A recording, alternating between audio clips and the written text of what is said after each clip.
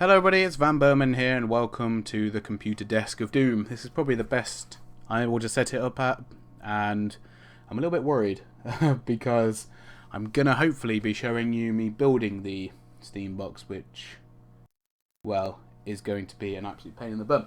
But to start off with, we're going to talk about different components, and I probably should have thought this through and that's not good, got the components ready beforehand.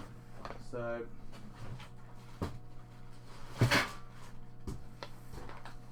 don't worry, these sounds are perfectly normal and you should not worry. So I'm going to go through, I'm going to start off with the accessories to start off with, and the first one, now these two are, I would personally say, optional. It does depend on how you're going to hardwire up your computer and basically how safe you want to be with it.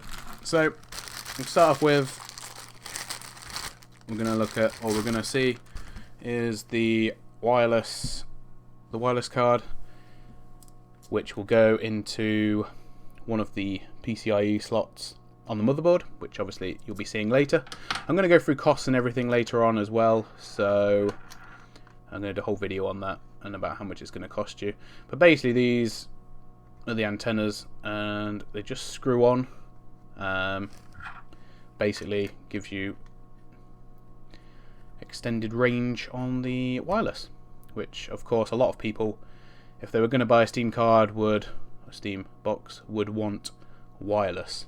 You know, you'd want to be able to connect to your network wirelessly, and this one will do the job. Made in China, as you can see, but yeah, it will do the job, no problem. So that's the first accessory. The next one, because of things I will explain later, I've gone for a CPU cooler. This is actually a pretty basic one, to be fair. It runs a little bit cooler and a lot quieter than the stock fan you're going to get. Stock fans with CPUs are generally, well, pretty naff, to be honest, at best. The screws for the case are in there, so that's annoying. But it does come with the thermal paste already attached, which is brilliant. And these ones actually just literally clip on. Not as hard to set up as the water cooling units, but of course, to save costs, we are going for air cooling, but an aftermarket one. So this is the Arctic Alpine 11 GT Rev 2, or whatever that means. But yeah, these are for Intel coolers. You can get them for AMD as well.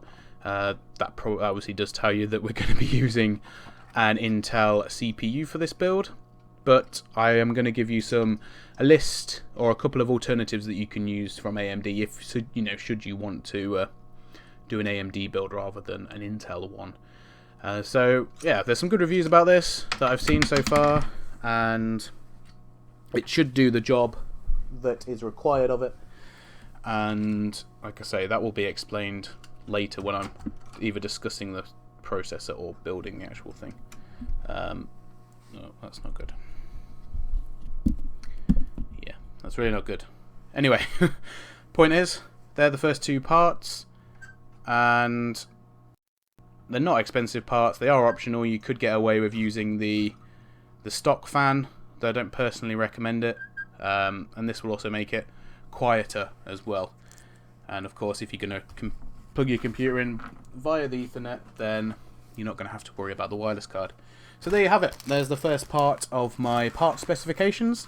I got this wireless card off eBay. You can buy T-Link ones and other such brands for a bit more money, but this will do perfectly fine.